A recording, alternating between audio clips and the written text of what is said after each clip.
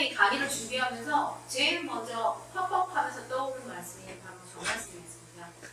사실 저 말씀의 문맥상으로 보면 가인과 아벨의 관계에 대한 건데요. 근데 저 말씀이 이스라엘을 공부하고 알려는 저희들에게 주시는 말씀같이 느껴졌습니다. 저기에서 단어를 가인이라는 단어를요 우리라고 바꿔보고요. 그 다음에 내 아우 아벨을 내 형제 이스라엘로 바꿔서 한번 다시 읽어볼게요. 시작. 여호와께서 우리에게 이르시되 내 형제 이스라엘이 어디 있느냐.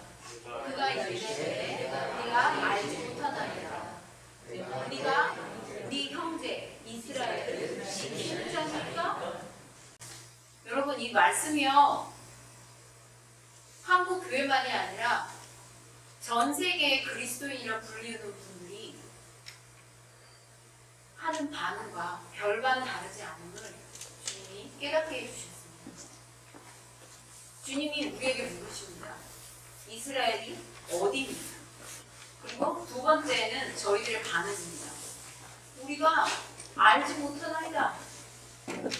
이 반응은요 무관심입니다. Who cares? 이스라엘 어디 있든 그럼 무슨 상관이에요? 우리만 예수님 믿고 천국 가면 망고 땡이 아닙니까? 그죠? 네. 그 다음 내가 내 아우를 지키는 자니까? 이스라엘을 우리가 왜 책임져야 돼요? 기가 막히죠. 이게 현실입니다. 자, 한번 살펴볼게요. 우리가 그동안 들어왔던 친숙한 개념들이 있습니다. 여기에는 제가 앞으로 소개해드릴 개념들이기도 해요. 한번 보세요. 약속의 성취, 대체신앙, 이방인과 유대인, 원유맨, 세파르틴, 홀로코스트, 장자 이스라엘, 이스라엘의 회복, 알리아, Back to Jerusalem, 운동은 이단이다? 그 다음 하나님의 나라의 회복과 완성에서의 이스라엘 나라와의 상관관계는 무엇인가요? 유대인의 회복에 대한 중요성과 우리와 무슨 관계가 있는가요? 이스라엘의 영토 회복은 정당한 것인가? 팔레스타인과의 노고거든요. 여러분 이런 질문 들어보셨을 거예요. 그리고 성경과 이스라엘의 관계가 무엇인가? 네, 이러한 개념들을 사실 여러분 들어보신 것도 있고요. 여기에서 친숙한 단어도 있겠지만 어떤 거는 익숙하지 못한 것도 있으실 건데요. 앞으로 차차 살펴보겠습니다. 대체 신앙. 자, 그러기 전에 앞서 죄송해요. 이런 주장들 들어보신 적 있어요? 유대인들의 650만 대학살의 원인은 이들이 예수님의 십자가의 죽음을 자신과 후손들에게 돌리라고 했기 때문에 그게 피가의 대가이다. 고로 당연한 거다. 이건 제가 어릴 때부터 갖고 있던 생각이었어요. 그리고 또 하나, 한국은 이스라엘을 대신하여 제사장 국가가 되었다. 여러분 들어보신 적 있으십니까? 저는 그게 아멘인 줄 알았습니다. 자, 오늘 제가 대체신학을 첫 번째 개념으로 여기서 보시는 대체신학을 다루고자 하는 이유는 오늘날 교회가 한국 교회만이 아닙니다. 전 세계의 그리스도인들이 알게 모르게 이 신학의 개념에 큰 영향을 받았기 때문입니다. 그리고 이 신학 개념은 이스라엘을 중보하는 분들에게 있어서 반드시 첫 번째로 걸러내야 하는 개념이기 때문에 첫 번째로 다루고자 합니다. 자, 대체신학입니다. 영어로는 replacement theology라고 하는데요. 대체신학, replacement theology, 아니면 대체주의, supersessionism, 아니면 성취신학, performance theology라고도 해요. 그 말은 그 자리에 대신해 놓았다. 즉 하나님의 계획에서 교회가 이스라엘을 대체한다는 거예요. 5세기까지 교회사에서 발전한 두 개의 교리를 축약적으로 말씀드리면 첫 번째는 하나님의 선민 이스라엘이 율법을 서로를 지키는 데 실패했고 더구나 예수와를 죽인 민족이라는 것을 전제로 합니다. 유대인이 그리스도를 죽인 자들이기 때문에 그에 맞게 상응하는 대우를 해줘야 된다는 거죠. 어떻게요? 첫 번째가 십자군 전쟁이었습니다. 그리고 두 번째는 예술 분야에서 소설과 문학에서 유대인들에 대해서 아주 그에 상응하는 아주 부정적인 개념으로 유대인들을 그려왔습니다. 그리고 세 번째는 부당한 비방입니다. 유대인들을 묘사하는 글에서는 어떻게 말하냐면 사악한 인종 집단, 주거 마땅히 하는, 그리고 돈밖에 모르는, 물질 만능주의, 네, 이렇게 묘사했습니다. 그리고 역사적으로 전염병, 흑사병이 일어나거나 모든 안 좋은 것들이 전 세계에 창궐할 때마다 특히 유럽에서는 어떻게 말했냐면 이 모든 게 다 유대인들 때문이야 라고 했습니다. 그리고 다섯 번째는 그 유대인들을 구분하는 마크를 붙여줬어요. 그게 독일에서 시작된 게 아니라 이미 몇백 년 전에 유럽에서 그 마크를 그려서 그들에게 붙여주었습니다. 그리고 게토, 유대인들만 따로 그 구역을 독일에서 시작한 게 아니라 이미 몇백 년 전에 시작을 했습니다. 그리고 포그럼스라는 단어가 있는데 이건 뭐냐면 인종이나 종교로 행해지는 집단 학살을 의미하는데요. 러시아의 유대인 대학살, 그리고 또 어디가 있죠? 독일의 홀로코스트 있죠. 그리고 마지막으로는 종교 재판. 이거는 스페인에서 아주 악랄한 종교 재판이었습니다. 나중에 이런 부분은 차차 다룰 건데요. 이런 종교 재판을 통해서 어마어마한 유대인들을 학살했습니다.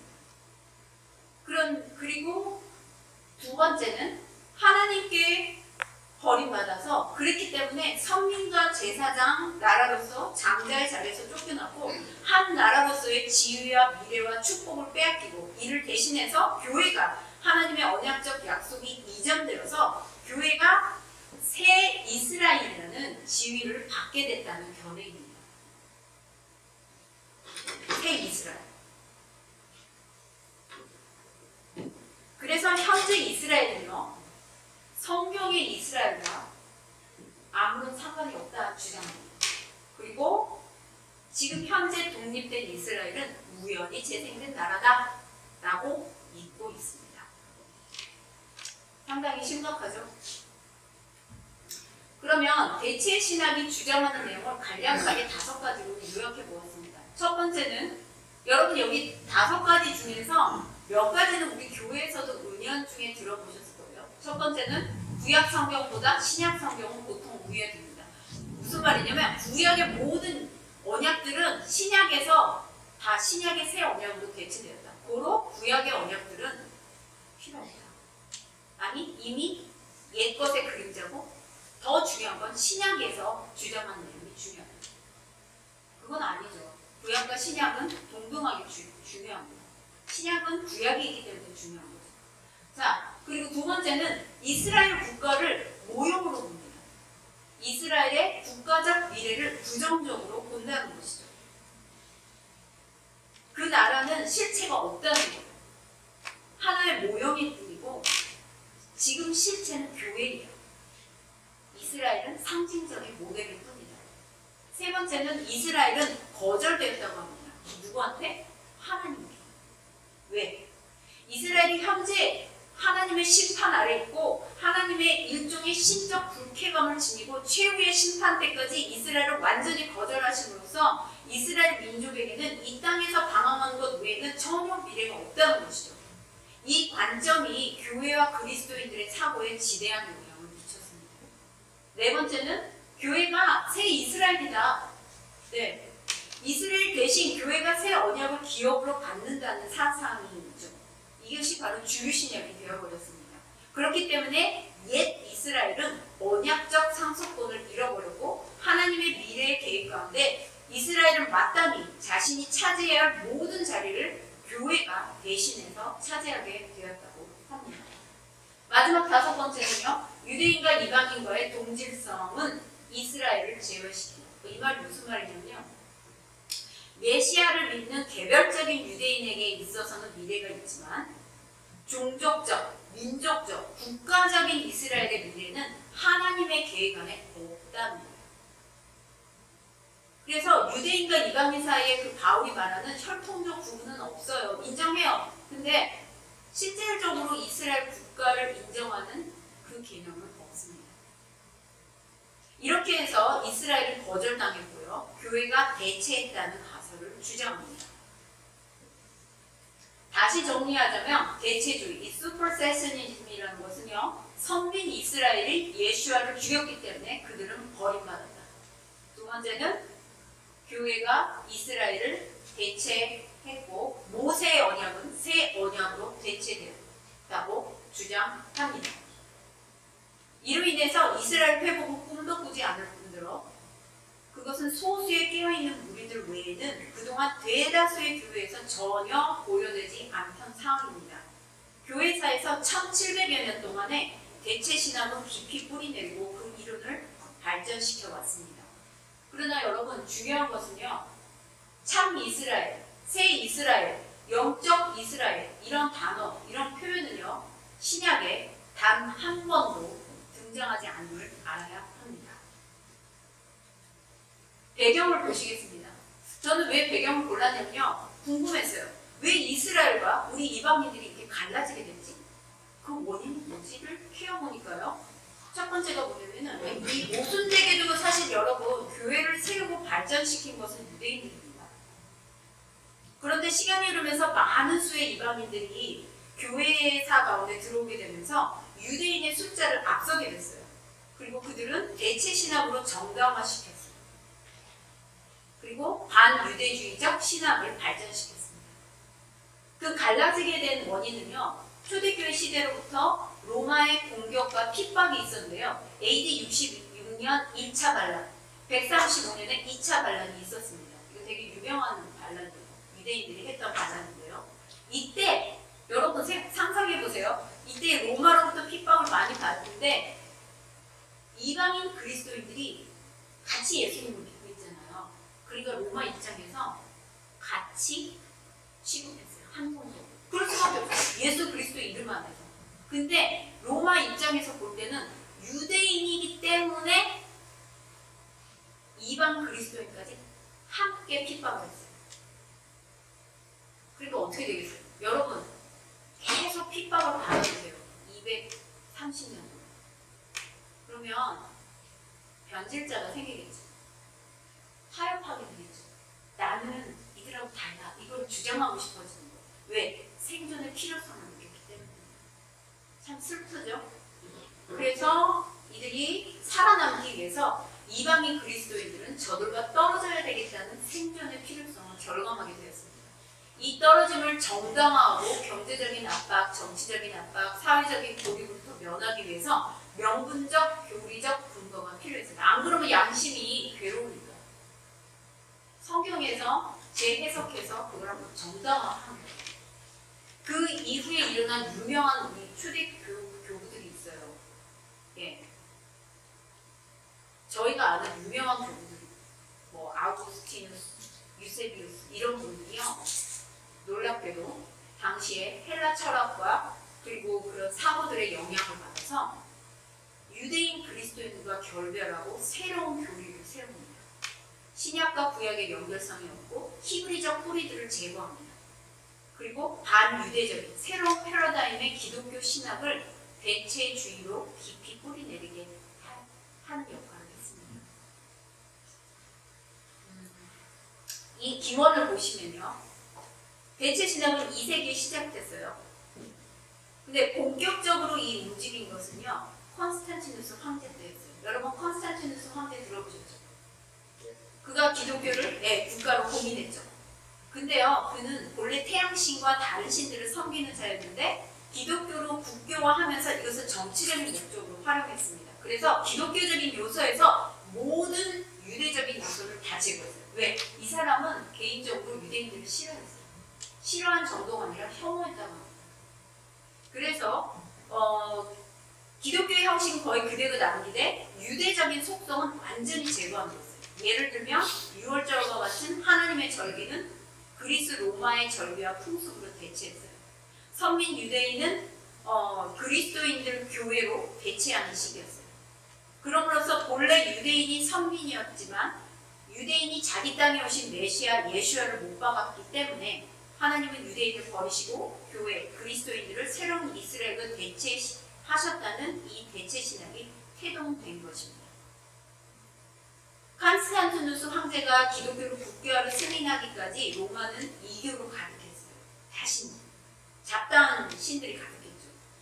하지만 이 이교도를 기독교로 개종시키는 과정에 있어서 가장 큰 걸림돌이 누구였냐면 이 유대인들이었어요. 왜냐하면 유대인들은 유일신 사상을 갖고 있기 때문에 타협이 안 되는 거예요.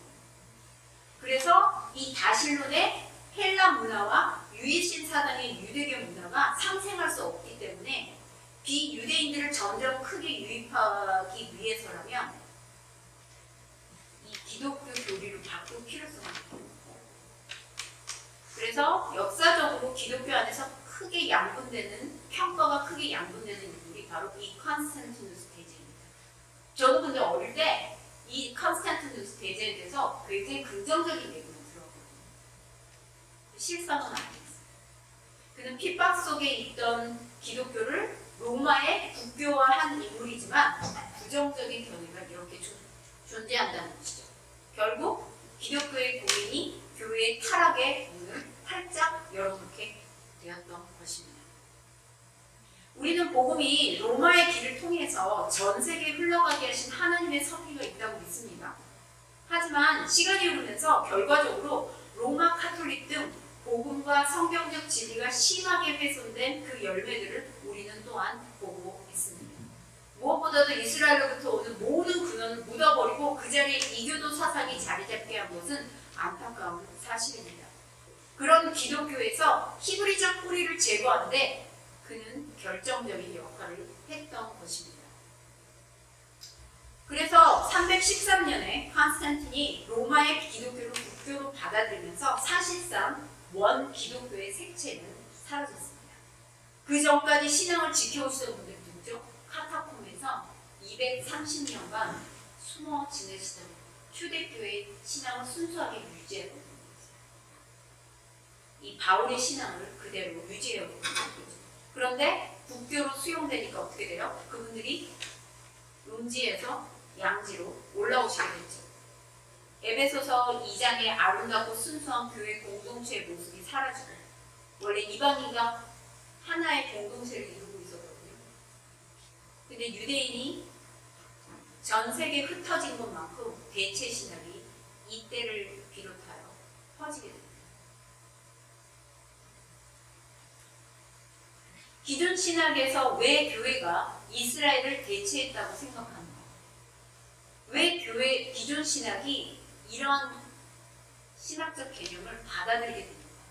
그것은요, 이미 모든 신학은 1948년 이스라엘이 세워지기 전에 정립됐고, 오스트리아나 독일의 경우는 카톨릭이 장악을 하고 있었지만 그 안에 기독교인을 무토교인으로 했어요.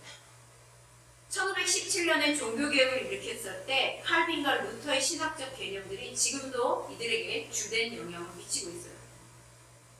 루터나 칼빈이 여러분 종교개혁을 했다고 하지만 그 개혁은 무슨 개혁이냐면요. 여기 보시다시피 교황청의 부조리 그리고 그리스도인들의 비성경적 행위에 대한 개혁이었지 신학적 뿌리는 어디에 근거하고 있다? 대체 신학에 근거하고 있었습니다. 일례로 루터는 유대인들을 종교개혁 전까지는 포위전이었어요. 그런데 자기와 함께 로마 카톨릭을 대항해서 개혁을 일으키기를 바라면서 손을 내밀었을 때 유대인 그리스도인들 말고요. 유대인들이 거부했어요. 왜? 유대인들은 유일신론이니까. 그랬을 때 루터가 호의적인 감정에서 증오의 감정이 바뀌어요. 왜? 내 말을 들어주지 않으니까 괘씸한 거예요. 괘씸죄에 걸렸어요. 그래서 이들에 대해서 악의에 찬 저주에 가까운 책을 무려 7권 있습니다. 그리고 그 7권 중에 한 권을 나중에 누가 읽게 되죠? 히틀러가 있죠. 히틀러가 있고 그것을 합리화하고 정당화해서 650만 대학살을 기꺼이 할 수 있는 토양을 마련해 주었습니다.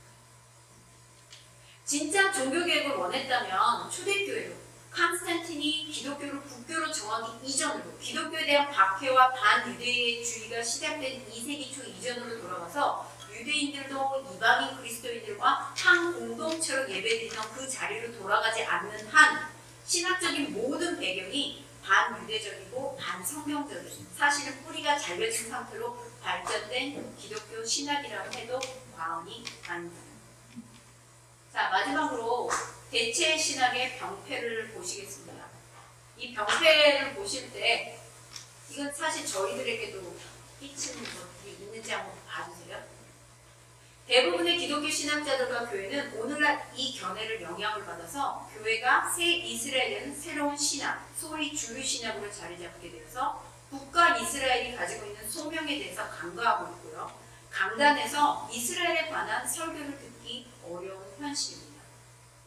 그 위에 세워진 신학이 지금까지 이어져 오고 있기 때문에 한 번도 이스라엘이 하나님이 전 세계를 경영하고 있는 그 중심에 있다는 사실이나 이스라엘을 향해 갖고 계시는 하나님의 계획, 이스라엘의 회복과 예수님의 다시 오심, 이것을 결부시켜서 생각해 볼 마음도 없고, 그리고 모든 성경을 해석할 때 다 그 중심이 자신이나 자신이 속한 공동체를 두고 해석한다는 것입니다. 즉 모든 언약을 자기 중심으로만 이해하고 있다는 것입니다. 우리가 가지고 있는 성경은요, 나 중심적으로 볼 때 제한적이고 비밀적입니다. 내가 중심이 되어 있을 때 나를 위해 성경을 볼 때 전체적인 시각을 가질 수 없을 뿐더러 부분적으로 철저하게 가려진 책입니다. 왜냐?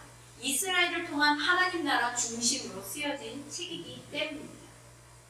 중심을 이스라엘에 두지 않으면 유대인들이 구약을 볼 때 성경이 수번으로 가려져서 본 것처럼 우리 이방인 또한 여전히 수번에 가려져서 성경을 보는 것과 같습니다. 이스라엘은 성경을 담는 그릇이고요. 성경 내용이 가감없이 통과되는 창문과도 같습니다. 앞으로 여러분들과 이 이스라엘의 성경적 관계도 장차 여러분들과 함께